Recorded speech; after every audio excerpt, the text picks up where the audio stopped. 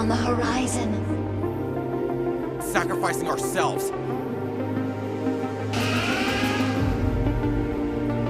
All of that at once and at hyperspeed. You were having the time of your life fighting me just now!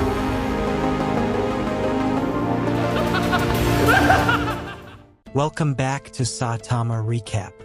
Our story starts with a teenager named Kelvin who wakes up reincarnated in another world. He gained his angel wings accidentally, so to make up for this divine oopsie, our boy is allowed to choose the skills and abilities he will have in his new life. There's a catch though. Anyway, Kelvin wakes up lost in the sauce. He has no idea where the heck he is. A menu, solo leveling style, pops up and welcomes him in an overexcited voice to this brand new world. As he pushes the start button, the voice informs him of what's really good in this new reality. Bro has been reincarnated into a fantasy world, and because he was granted the choice of powerful skills and abilities, his memory has been erased as part of the deal. Bro starts to spiral. Why on earth, or whichever dimension this may be, would his past self agree to this deal? That's when a status window opens, showing him his choice of skills. He gains an S-rank summoning skill plus the ability to double his stats when leveling up. His newfound abilities excites homeboy tremendously. Let's get this adventure going, he thinks. The menu advises him to head on over to the nearest town and register himself as an adventurer at the guild. As they head in that direction, Kelvin asks the menu if it will be his new bro bestie. His lack of memory has left Browski pretty shell-shocked, so to improve the mood, the menu reveals that she is actually Melfina, the goddess of reincarnation. Apparently Kelvin had the hots for her, and this made him ask her to be his slave. Okay, which century was little bro born in that being attracted to someone means enslaving them?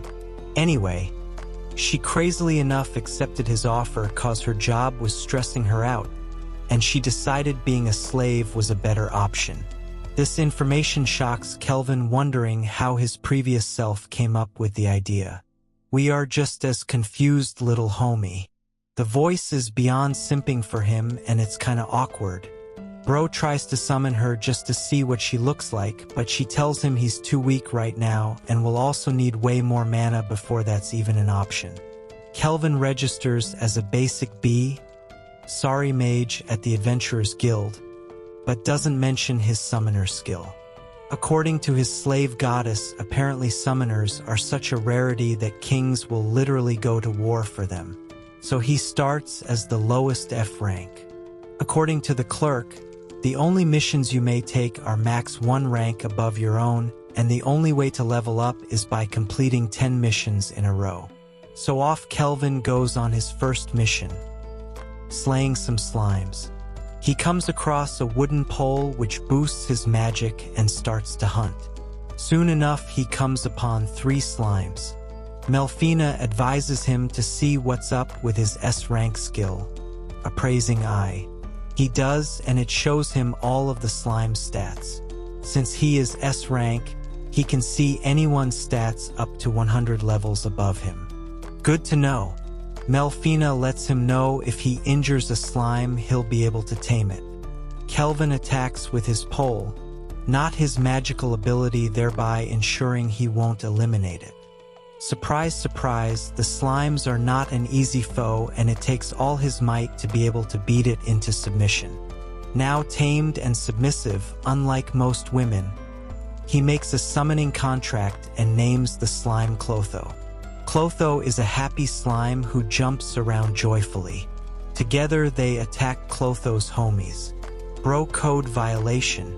Kelvin employs his wind magic attack, which easily takes out a slime, while Clotho circles and jumps until he crushes another. Since signing the summoning contract, Clotho's stats got a major boost. It also somehow grew a face. We learn that Kelvin's summoner skill gives all his servants a 100-point boost to all stats. Kelvin's is also the only S-rank summoner in this world. The rest are either B or C rank or lower. With his newfound knowledge, Kelvin heads back to town searching for a place to sleep that night. He passes through an alley while heading there and bumps into some elven slave traders. The trafficking of slaves disturbs him, but he walks away and goes to find his bed and breakfast. The host seems real country and makes him feel right at home. Kelvin gets to hustling and quickly starts learning new skills and leveling up. Luckily, his concealment skill hides his stats and summoner skill from other adventurers, as he has been drawing much attention to himself, specifically by completing missions alone and with speedy promotions. Within a week, he's already risen to E rank. And Clotho too has evolved into a gigantic fatty boy slime. At the guild, a D rank adventurer named Cashel introduces himself to Kelvin. Cashel is a bad boy with an even worse reputation. Word on the streets is that every time he goes on a mission with a novice adventurer, they seem to end up missing. He invites Kelvin to join his crew for a D-rank mission to hunt a dark, ghostly night. Luckily, our boy is no fool, and with his appraisal skill, he quickly discovers that Cashel is a stone-cold killer. Thinking quickly, Kelvin asks for a friendly competition to see who can defeat the knight first. Cashel accepts the challenge and heads off to meet up with his crew of criminals named Gimel, a rank C appraiser, and Raj, a muscle man. Those bad boys plan to eliminate Kelvin as soon as possible. The criminal crew of Cashel rush to the ruined castle. Upon arrival, they are greeted by the excommunicated remains of an army of undead. Kelvin pops up, greeting them politely, then lets it be known that he knows what's really good, and if they want to bring it, now is the time. Nuck if you buck baddies. He calls the ugly buffoon a big bald baby, and it's hilarious. This insult causes Raj to attack without thinking, and he falls right into a trap that had been concealed with magic. Raj is stuck in bottomless quicksand. Then Kelvin uses wind magic, and Gimel runs away like a frightened little scaredy cat. Fool! Clotho is waiting patiently for him, and is an impressive giant now known as Devour. Gimel rushes back, running for his life. Clotho quickly sends him flying with a power punch. He then restrains Raj with his tentacles. Cashel tries to charge Kelvin, acting way too cocky, and is quickly and painfully shown the error of his ways. We discover these baddies have been eliminating other adventurers and leveling up that way instead of hunting monsters. Kelvin ties them up and heads off to find the knight he originally came for. The Black Knight is level 53 and named Gerard, and instead of fighting Kelvin, asks him to sign a contract and join his crew. To Kelvin and our surprise, the Black Knight is a friendly old bugger who shares his life story and even offers some candy. He acts like your next-door neighbor, if your next-door neighbor is an old and lonely grandpa dressed as a knight. Gerard says before he'll agree to the contract, he needs to see if Kelvin will be a worthy master. They agree to duel, and we see that Gerard is a skilled fighter. He easily blocks all of Clotho's attacks.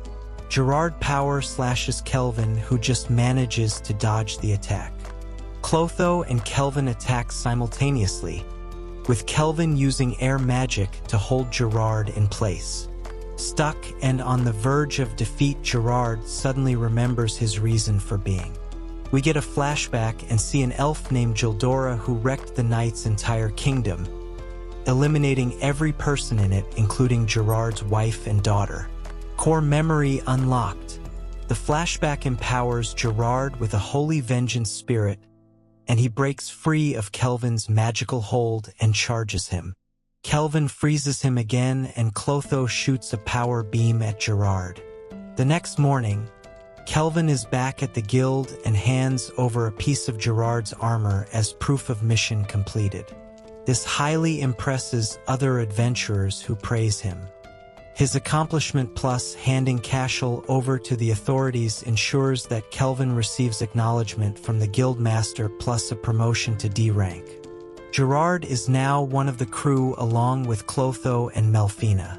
Their telepathic communication fills his head with insanity and its peak comedy. Just then we see the guildmaster, Leo, waiting on Kelvin. They make some small talk, and then Leo drops a bombshell by asking if Kelvin is from another world. Shocker! Kelvin quickly checks and sees that Leo's appraisal skill is higher than his concealment skill. So Leo knows what's really good and what Kelvin has been hiding. In the guildmaster's office, Leo says that Kelvin is a summoner and he has no choice but to admit it. Kelvin asks Leo, if his appraisal skill is so high, how come he never stopped Cashel's criminal crew? Leo admits that he knew what was up, but since Cashel is of noble blood from the Tricen nation, more proof was needed. Luckily, Kelvin handled that.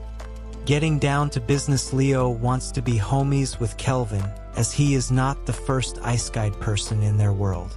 Apparently, some brothers known as the heroes of the Holy Empire Doremus came before him. Melfina guiltily acknowledges that she reincarnated them and promises to fill him in later. As Leo continues to let us know just what is going on, we find out that a priestess foretold a prophecy of the return of a demon king. Leon suspects that the reason that monsters are getting hyped is because they too feel the demon king's return. Since the heroes are off fighting these overhyped monsters, and as Kelvin actually has the skills of an S-ranked adventurer, Leo asks if he'll protect the town instead. Leo offers Kelvin many incentives, and they quickly come to an agreement that benefits the both of them. Kelvin will protect the town and Leo will raise his rank and give him assistance on missions plus pay. He will also guarantee Kelvin's freedom. They shake hands and Kelvin heads back to the inn where Claire proudly hugs him for reaching rank B. Okay, sugar mama. While eating in his room, Kelvin starts questioning Melfina about those reincarnated heroes. She finally admits that she summoned up some attractive and intelligent people using a ritual as performed by the priestess of Doremus. Confident with the knowledge that none of that drama concerns him, Kelvin calls up Clotho, who he has been using as storage to retrieve his reward money. Kelvin seems overjoyed and shouts that he's about to buy a woman. Perv! Well, actually, he goes to the slaver alley to find the elven slaves being sold. Kelvin explains that he will train the elven girl to be his backup and boost their crew's overall strength. As he enters the alleyway, a man is screaming with his head on fire. Kelvin sees the half-elf that caught his attention the last time. The slaver sheepishly admits that she's cursed, and anyone who touches her gets set on fire. Cool protection skill to have in our world where women would rather choose a bear. Kelvin activates his appraisal skill and sees that she is indeed cursed by a fire dragon king. Melfina advises him that the only way to break it is with an A-ranked white magic spell known as Sacred Blessing. Kelvin leaves but returns later and offers to buy her. Confused, the slave trader wonders just what kind of kink Kelvin is into. But once he gets a bag of gold, all questions go out the window. Fire Elf and Kelvin head back to the B&B. She introduces herself as Ethel and thanks him for buying her fiery butt.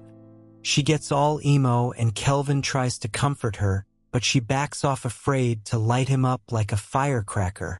Stupidly, Bro immediately uses the Sacred Blessing to break the curse. She had the perfect defensive weapon, so his logic defies me, but I guess he just couldn't wait to touch on his new slave girl. Ethel goes full crybaby mode and drops to her knees wailing like a banshee screaming, "Master, my master." Kelvin pats her head while she's down there. Anyway, they bounce and head back to Claire's place. She immediately takes the little slave elf under her guidance and dresses her like a French maid. Weird flex, but okay. Ethel and Kelvin enjoy a yummy meal and discuss what's really good. All brothers' secrets like his summoner ability and also the deets on the rest of the crew are discussed. They also allocate her skill points and he gives her options so she can make her own choices. The night ends weirdly though, as no other beds are available for Ethel, so they are forced to sleep together. Kelvin's mind gets overstimulated lying next to that hot tamale, and sleep does not come easy. Time flies and it's already a month later. Kelvin and Ethel have been leveling up and she's become a proficient archer. She's wisely learnt to combine the Dragon King's grace, fire magic and archery, creating an original skill. Our crew has completed 9 missions already, and Angie, the guild secretary, is like a proud mama. Soon Kelvin will be rank A and Ethel rank B. To celebrate, Angie invites them to a new dessert shop in town tomorrow. The 3 of them meet up the next day, and Kelvin flirts with both girls sheepishly. Although he and Ethel both blush awkwardly at first sight. They go to the dessert shop, and it seems like the girls have decided to battle for his affection by simultaneously trying to force-feed him. Their antics draw a crowd as everyone believes that Kelvin is dating both girls. Then some jealous, noble-looking fella kicks their table over. Tabra is the 3rd prince of Trison. He and his goons are arrogantly ignorant, and Tubby Tabra thinks he's got game. Prince Tubby sends his macho goons to kidnap the girls, but before they can grab them, Kelvin escalates the situation by slamming those macho fools into a brick wall.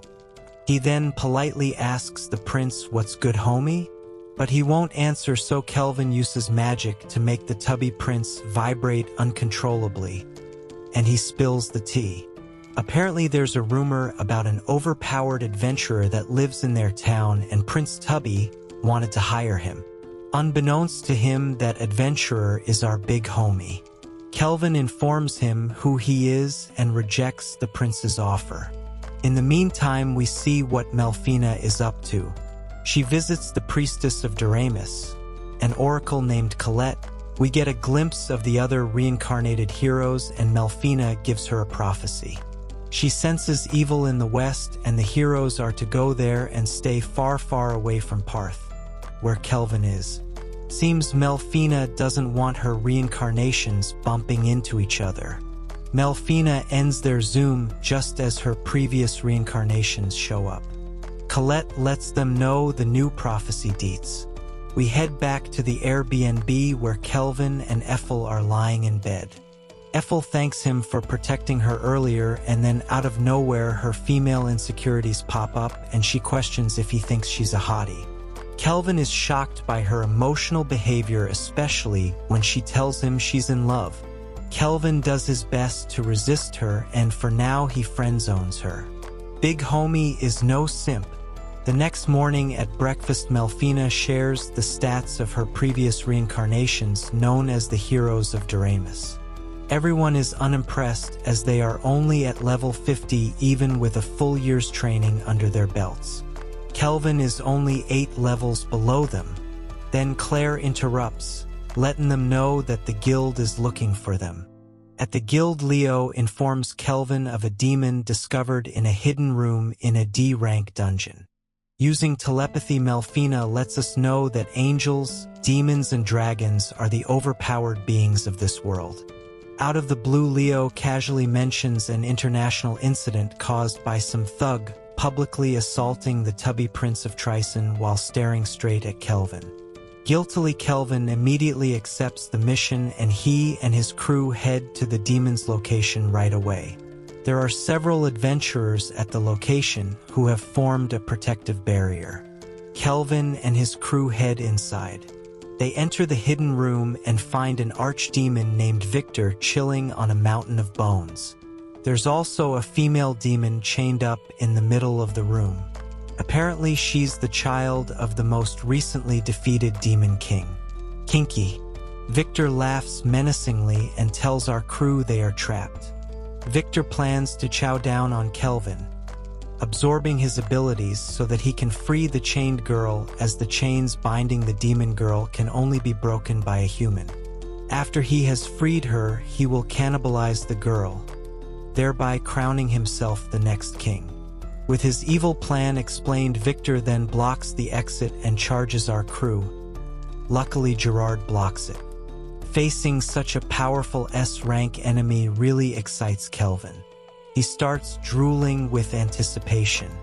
Victor uses black magic to summon up an army of skeletons to level the playing field, and without hesitation they attack our crew. Luckily, Kelvin and the homies can handle themselves and stand on business, taking them out with little issue. Teamwork is the dream work, and even glutton demon Victor is impressed. So he ups the ante and creates a heavy fog by power punching the ground. But Kelvin has a sixth sense when it comes to his ops and tracks him speedily. Victor attacks from below, but with Kelvin's foresight, Gerard blocks him. Victor uses one of his arms like he's Elastic Girl to attempt a sneak attack on Kelvin, but he dodges just in time. He also blasts Gerard, which sends him flying. With Kelvin distracted by the elastic arm, Victor pops up behind him threateningly. Kelvin quickly summons Clotho, who attaches to Victor and starts absorbing his power. That's when Kelvin uses a binding spell on Victor. But it doesn't work for long. Victor frees himself, but Kelvin powers Gerard's sword with a special spell. That's when Victor attempts a counter-attack by using his elastic arm again. This is when Ethel drops her stealth and shoots a blazing arrow. Victor blocks the arrow with one hand while Gerard hacks off the other one. Exciting stuff. Their brutalization of Victor only motivates him to fight them even harder. Evil Bro is hyped. He casts a magical black and blue fog and starts transforming. Our crew all attack simultaneously before Victor can finish transforming. But too little too late. Victor, looking like a souped-up Pokemon dragon bum, rushes them. Gerard uses all his strength to block and deflect. He bears forward, but Victor Pimp slaps him, and just when he is about to deal a crushing blow, Ethel provides cover with her blazing arrows. Kelvin uses Clotho again, who spits hundreds of cursed armor at Victor. His blacksmith rejected pieces make excellent cover weapons. Now Kelvin, Ethel, and Clotho simultaneously use their most powerful attacks, which combine and overwhelm Victor. He is sent flying straight into the prison of the demon girl. As the pillars crash around them, he uses his last strength to protect her. Kelvin and the crew walk over and ask Victor why he protected her if he was planning on eating her. Victor emotionally admits that he is her caretaker and would never eat Sarah. We get a flashback to thousands of years ago and see that Victor was Sarah's teacher and soul companion. Sarah was a well-kept secret, and Victor was charged to protect her. When heroes came to destroy the demon kingdom, the king had his daughter sealed away, with Victor charged as her lifelong caretaker. He planned on awakening her in a time when men were weaker so she can rule as the one true demon king. Victor is just about to kick the bucket, so his last request is for Kelvin to allow Sarah to join his crew so she can finally have the freedom that's been kept from her for hundreds of years. Kelvin accepts, and with that, Victor is released from this life. Ethel warns Kelvin not to free her, as it's possible she may be the prophesied demon king, but he is a man of his word and he breaks her seal.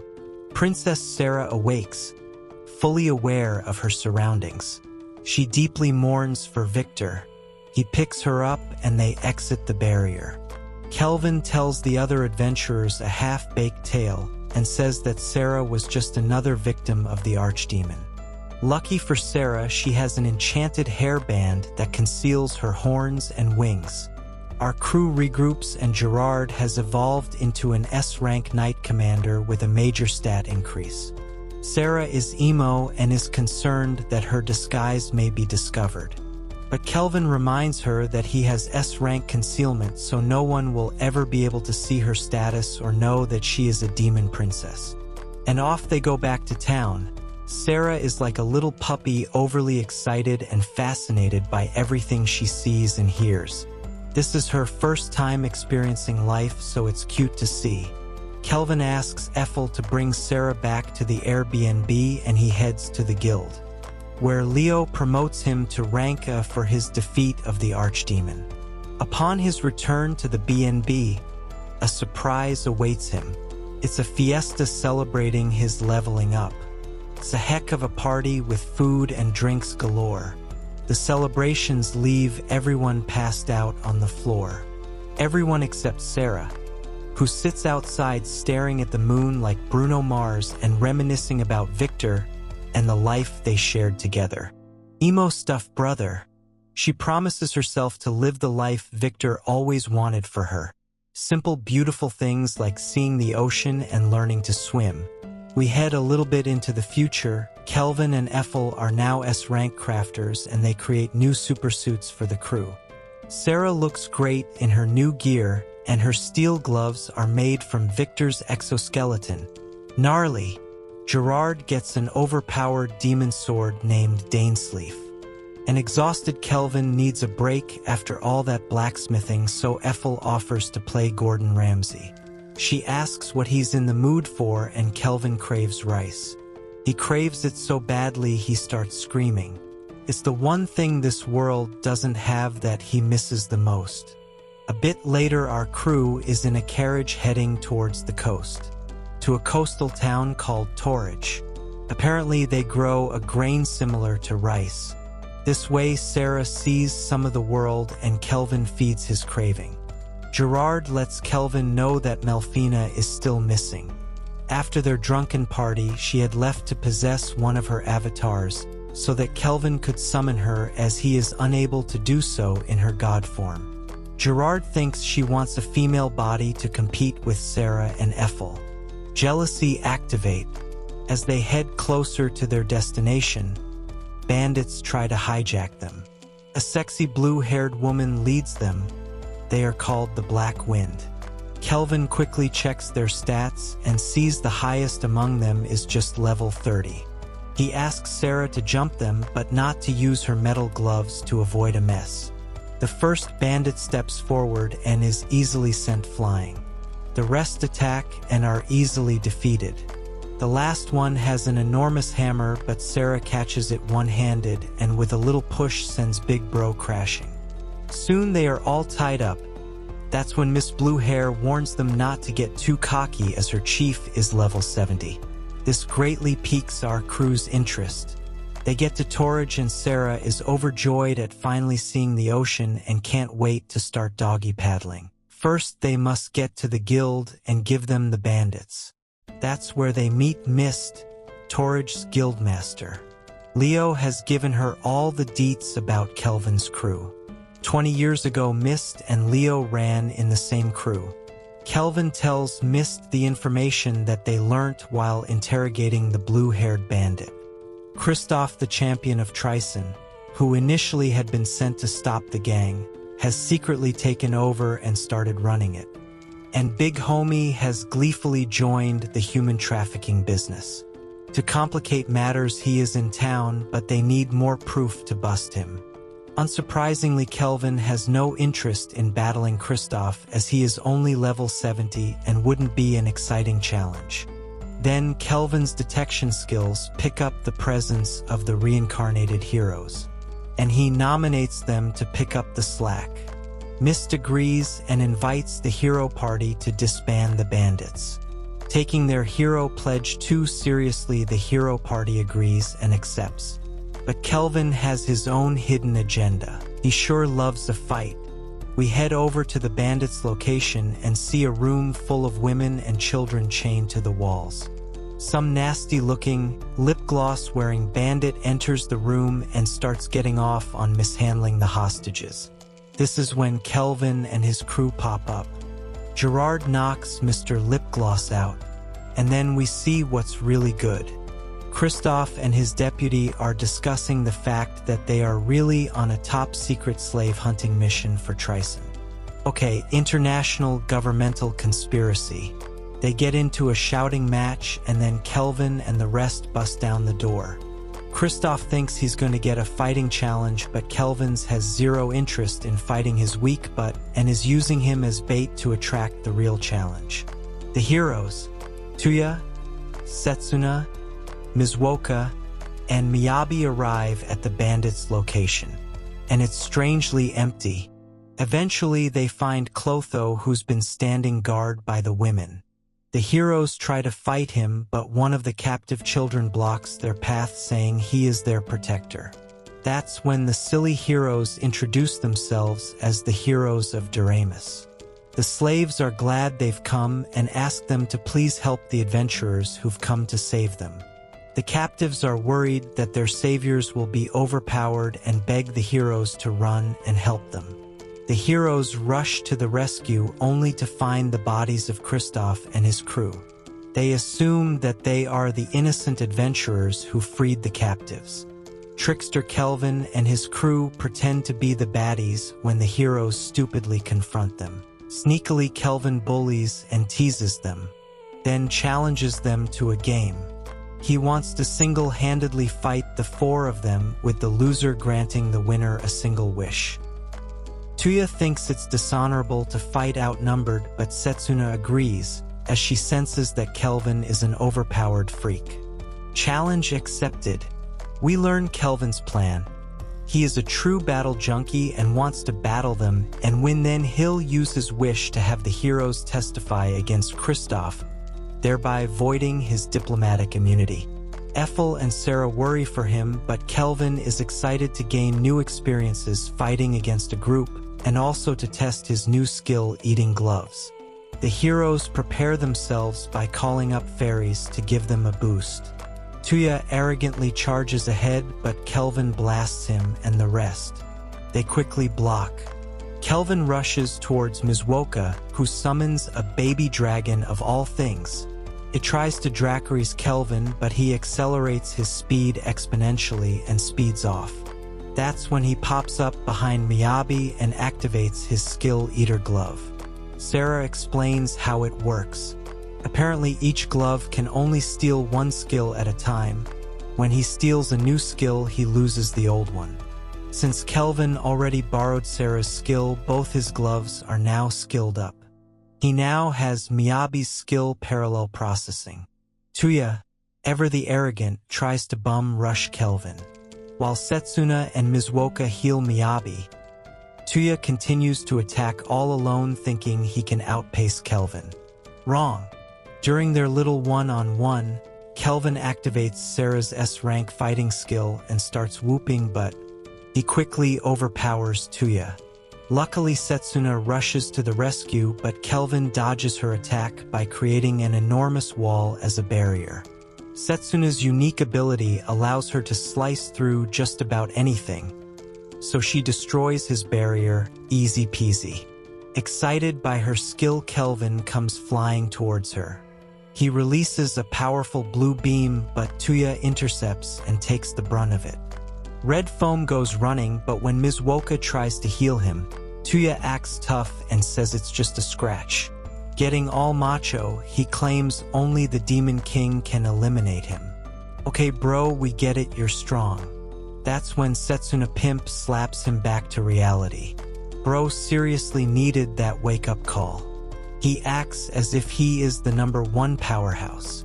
But they are a team and experienced the reincarnation together and so much more once they became the heroes. They need each other. Mizwoka and Miyabi agree. Tuya acknowledges his stupidity and says, "Sorry, girls." Finally, they are ready to fight together. They use a fairy to blind Kelvin with extreme light technique. Then Mizwoka and Miyabi lock him in place by using freezing ice and gravity magic simultaneously. Seeing an opening, Tuya and Setsuna lunge forward, but just then Kelvin detonates a boom spell, leaving confusion, destruction, and smoke billowing all around. Tuya and Setsuna are struck by the blast, and their fairy magic is the only reason they haven't lost their lives. They seem to think that Kelvin blew himself up, but when the smoke clears, they're shocked to see Kelvin applauding their survival. Haha, he is a supreme joker. He isn't harmed in the slightest and instead starts criticizing their weak battle skills and lack of utilization of their full capabilities. Kelvin starts teaching them while insulting them. Motivated, they come full force. Tuya activates his ability, revealing his sword's true form. Mizwoka uses her ultimate spell, frozen temple, binding Kelvin. Little do they know they are simply exciting weirdo Kelvin. Then Miyabi summons her strongest beast, a grave ogre. Sarah teases Kelvin, asking if he can handle what he begged for. Miyabi attacks using a blast of purple energy, but Kelvin quickly summons enormous golems to function as a barricade. Kelvin commands the golems to delay the heroes.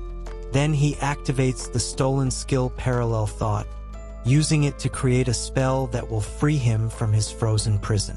This skill is really useful since creating new spells can take hours or even days, but now things are happening at hyper speed. Mizuoka starts to warn the others as Setsuna slashes through the golems. But they are true amateurs compared to Kelvin. He releases a wave of energy that destroys the ice and frees him easily. Setsuna tries to slice and dice him, but Kelvin power punches her in the tummy. Miyabi and her ogres are also no match for Kelvin, and she falls to the ground. Mizuoka attempts something while riding her baby dragon, but Kelvin Hyper smashes her out of the sky. She falls like Humpty Dumpty. Tuya rushes to catch her limp body and goes ballistic. He starts attacking without thinking, flailing his arms, and ultimately gets an uppercut that sends him to Sleepy Town. So embarrassing. Tuya finally rises and shines surrounded by his worried team. The captive girl sits on Kelvin's lap cuddling with Clotho. Tuya, being dumb as can be, demands Kelvin release the girl. Kelvin calls Tuya an idiot and tells him to take a better look. That's when he finally realizes that Kelvin is the adventurer that saved everyone. Tuya's small brain can't handle all the information. He wonders why Kelvin would go to such extreme lengths to trick them. That's when he remembers how Kelvin was testing them and teaching them skills to improve their fighting techniques. He graciously admits Kelvin's superiority and begs for forgiveness. He even calls Kelvin sensei. That's when Kelvin reminds them of his wager. Fulfill his wish. He demands they strip naked. They are as shocked as we are, but Kelvin gets them some swimwear and they head to a sea cave for some underwater training. That's where a giant squid awaits them ready to battle. And what a battle it is! The flesh is squishy, making it hard to slice. And of course it has electro power, because why not? Kelvin watches from the sideline, depressed by their lackluster skills. He shouts advice at them, and luckily they listen and quickly defeat the beast. That's when they break for a delicious lunch cooked up by Ethel. Kelvin is quick to admonish them, asking how they expect to defeat the Demon Lord if they can't even beat a squid. Tuya admits that their plan is just to run away. Ha! Excellent battle technique there, boy. To spice things up, Sarah brings an uninvited guest to lunch, the Sea Cave's boss dragon. Kelvin tells them running is an option, but people will suffer. Tuya admits that it may seem cowardly, but they won't just fight to be excommunicated. They'll run, plan, and return to win the day. Kelvin is impressed, so he goes to fight the dungeon boss for a bit of light exercise. Mission completed. The heroes prepare to leave and head to the western continent. Kelvin waves them off and gives them special pendants as a parting gift. As the heroes' ship sails, Kelvin watches them and starts questioning Gerard about the western continent. That's where the elves that destroyed Gerard's kingdom come from. Kelvin wonders if they are ready to take them down. This warms Gerard's hearts that Kelvin remembers his purpose for staying alive. Before they can finish their conversation, Sarah literally jumps on them to give a message that the Queen of Torage has sent word. So our crew head towards a Japanese-looking castle. Gerard tells them it's rumored that the first king of Torage was said to be from another world. Our crew enter, remove their shoes, and kneel. The queen is a beauty and is quite thankful to our crew for defeating the dragon boss and destroying the bandits. She wants to grant them anything their hearts desire. But all Kelvin wants is some rice. Their simple request greatly amuses the queen, who awards them a lifetime supply. She holds a banquet in their favor, and Kelvin finally gets his grubby paws on some delicious, nutritious rice. It's a true celebration filled with food and sake. Upon the queen's request, our crew remains a bit longer at her palace. Ethel brings him a meal fit for a Japanese queen. Her skills are rank S after all, and she's mastered the Japanese style within that short period. The sultry queen invites herself and does her best to try and seduce Kelvin and Ethel into staying by her side morning, noon and night. Ethel to cook and Kelvin for other things. Embarrassed and shaken by the queen's brazen behavior, Kelvin falls to his knees and repeatedly declines. It's time our crew went home. Generously, the queen allows them the use of her teleportation gate. And since they have permission from both sides, it's a quick and easy journey. Back home, Kelvin finally buys a mansion for his crew. He even gets himself a pair of slaves. Well, servants. The freed captives Ellie and Luca are now his household help. Finally, after a relaxing bath, Kelvin settles into his bed. Alone. But sleep doesn't come. Then he senses Melfina's presence and quickly jumps up. She's quick to manifest and show him what she's working with. And Mama is thick, a thick, winged woman. She's acquired her avatar, so now he can summon her as needed. She is also quick to remind him that his heart belongs to her thick thighs.